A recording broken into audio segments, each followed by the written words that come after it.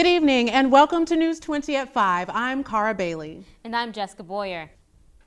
Changes are taking place in this year's election. Voters are allowed second chances if their absentee ballot signatures do not match the signature on their voter's registration card. More than 23,000 absentee ballots have been thrown out due to faulty signatures in the past elections. U.S. Secretary of State Ken Densner ordered Florida to notify voters of mismatched signatures Monday. To have your ballot counted, an affidavit form will now be sent to voters with faulty signatures by mail for secure identification.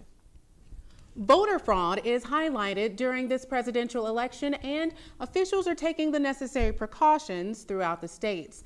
Arizona is one state with a plan that will eliminate any foul play. Here's the story. Nearly 9,300 people died in Pima County just last year. Many of them registered voters set to cast their vote this November. So how can we be sure that people who have died do not cast a vote? F. Ann Rodriguez with the Pima County Recorder's Office tells me there are multiple ways her office is notified, including by the Pima County Health Department. There's also paid obituaries that give us enough information. People will do that one. Voters have given us copies of their death certificates of their late spouses, so we get all those things. And while many spouses report the death, some could cast an invalid vote. But this is where Rodriguez insists signatures come into play. If we question the signature, we're going to be calling them, because the one thing my staff will always says is my policy: if we're questioning the signature, we must speak to the voter. We have to actually speak to the voter. Here in Pima County, nearly 80% of people send in early ballots, and some people forget, winding up with 2 votes for 1 person. Because the poll worker will have the information that that person has been issued an early ballot. The poll worker has no idea if that voter has returned their ballot to us, and that's why they're given the provisional ballot. But once those ballots go in for the count, it will be flagged as having an early ballot already submitted. Leon County Commissioners approved county-wide Zika prevention protocols Tuesday. The unanimous decision allows officials to take the proper mitigation measures, which includes hiring mosquito control officers to spray public and private areas. If private property owners deny the aid, officers will still be allowed to spray if a public safety or local safety threat is present. In addition to new protocols, officials advise county residents to pour out any standing water around their homes in order to prevent creating mosquito breeding zones. A Florida sheriff was sentenced to 30 years in prison Monday after being found guilty of 3 counts of unlawful sex with a minor in August. 44-year-old Walt Michael Thomas engaged in group sex with a minor in 2014 that involved 2 other adults. The 2 adults also testified against Thomas in August. Circuit Judge John Miller said Thomas violated someone he was sworn to protect and added 15 years of sex offender probation to his sentence. Markel Omar Mazalin, FAMU public relations student, died earlier this week of medical complications. He was 24. A Miami, Florida native, Mazalin was best known for his outgoing personality and positivity. Interim President Larry Robinson extended his condolences to Mazalin's loved ones and to everyone Mazalin impacted as a student and entrepreneur.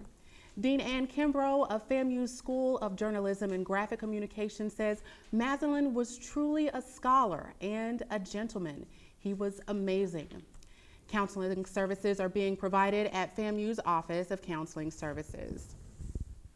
A new building in Western Austria along the border with Germany will erase links to Adolf Hitler's birthplace and stop the house from becoming a shrine for neo-Nazi pilgrimage. A 13-member commission concluded that vacant area is not advisable since it could imply a denial of Austrian history. After the completion of the parliamentary process, officials will decide on its future.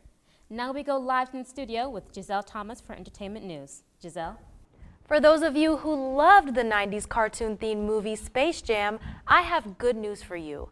Michael Jordan, Bugs Bunny, and friends are returning to the court and theaters to mark the movie's 20th anniversary. The film introduced a new feel to animation back in the 90s by combining real-life and animated characters. Warner Brothers says that the film will be back in theaters for 2 days next month. The screening will also be in select theaters. If you're interested in the arts or just looking for something unique to do in Tallahassee, the Gadsden Arts Center and Museum is having its 20th annual regional exhibition of fine art. The expo will feature local artists including watercolor, oil, and acrylic paintings. Sculptures created from wood, glass, and bronze will also be featured alongside digital illustrations. This is the 28th year the Gadsden Arts Center and Museum has put on this event, and within their annual tradition, an award will be presented to the winning artists. Florida A&M University is continuing its celebration of homecoming. Tonight, AMC Theaters will host the screening of Will Packer's movie, Almost Christmas. Packer is a FAMU alum and noted Hollywood producer.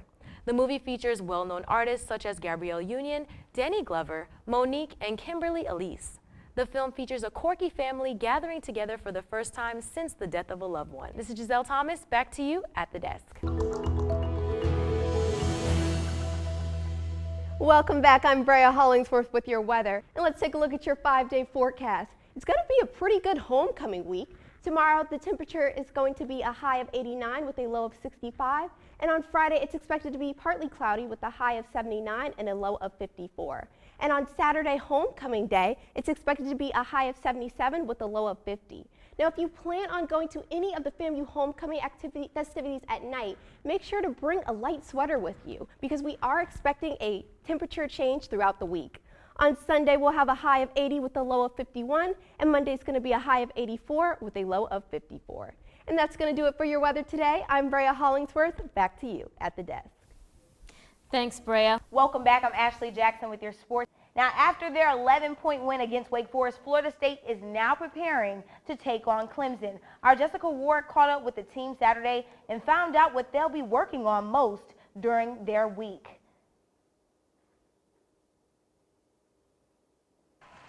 After a 17-6 victory in their conference matchup against Wake Forest, FSU is 2-2 in ACC conference play and will enter their bye week. As they prepare to face Clemson in a conference game, they will be working on their pass protection, and they will continue to make adjustments to their defense.